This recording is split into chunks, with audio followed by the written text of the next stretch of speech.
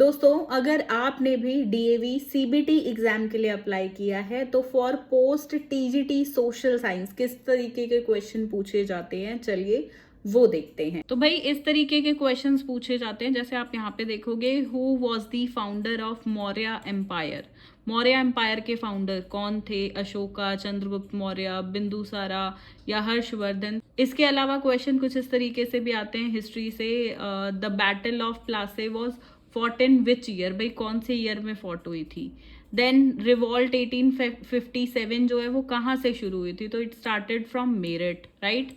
Then question number 4, Harappan civilisation को और किस नाम से जाना जाता है? तो ये देखो, सिविलाइजेशन इंदस रिवर वैली पे हुई थी, तो इंदस वैली सिविलाइजेशन के नाम से भी इसको जाना जाता है।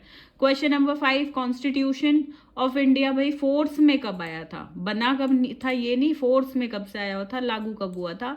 तो 26 जनवरी 1950 को हुआ था। देन 6th क्वेश्चन है, who is known as the father of Indian constitution.